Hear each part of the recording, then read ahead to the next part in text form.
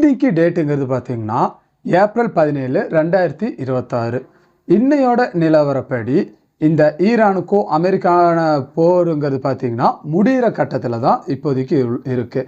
ஆனால் இப்போதைக்கு நிலவரப்படி இப்போ இந்த அமெரிக்காவுக்கும் ஈரானுக்கும் நடக்கிற போருங்கிறது பார்த்தீங்கன்னா முடிக்கிறதுக்கான பேச்சுவார்த்தைங்கிறது இப்போதைக்கு போயிட்டுருக்கு. இந்த 2026ஆம் ஆண்டில் இந்த மார்ச் மாதத்தில் தொடங்கப்பட்ட இந்த திடீர்னு பார்த்தீங்கன்னா இந்த போருங்கிறது இந்த அமெரிக்காவுக்கும் ஈரானுக்கும் தொடங்கப்பட்டுச்சு.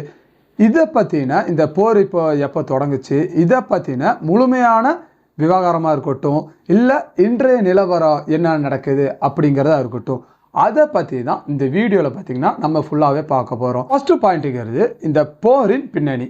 இந்த போர் எப்போ நடந்துச்சு, எந்த நாளில் நடந்துச்சு, யார் ஃபர்ஸ்ட் தாக்குதலுங்க நடத்தினாங்க அப்படின்னு நம்ம இந்த ஃபர்ஸ்ட் பாயிண்ட்ல இப்போ நம்ம பார்க்கலாம். நான் ஃபர்ஸ்டே சொன்ன மாதிரி தான் 2026ஆம் ஆண்டு மார்ச் மாதத்துல தான் இந்த போருங்கிறது பார்த்தீங்கன்னா தொடங்குச்சு.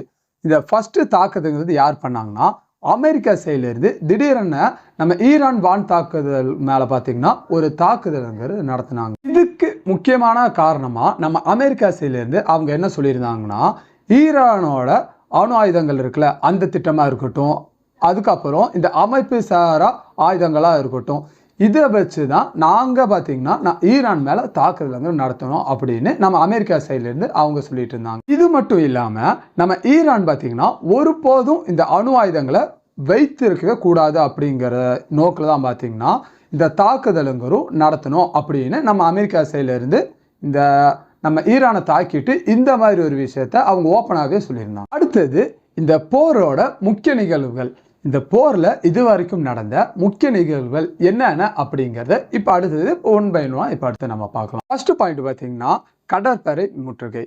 நம்ம அமெரிக்கா நம்ம ஈரானோட துறைமுகங்கள் இருக்குல்ல, அங்கே பார்த்தீங்கன்னா இப்போ நம்ம ஈரானோட கப்பல்கள் வெளியே வர முடியாத மாதிரி அந்த துறைமுகங்களை சுற்றி பார்த்தீங்கன்னா முற்றுகைகள் விட்டுருந்தாங்க. அவங்க முற்றுகைகள் மட்டும் விடாமல் இப்போ ஈரானோட கொடிகளோட எந்த கப்பல்கள் வந்தாலும் அந்த கப்பல்களை பார்த்தீங்கன்னா தடுத்தும் நிப்பாட்டிட்டு இருந்தாங்க.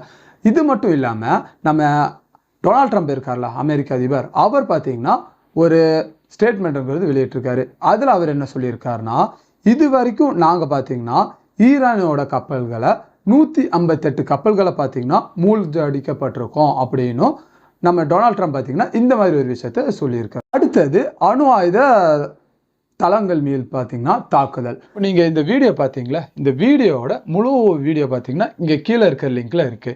இதை ப்ரெஸ் பண்ணிங்கன்னா இந்த வீடியோவோட முழு வீடியோவை நீங்கள் அங்கே பார்க்கலாம்.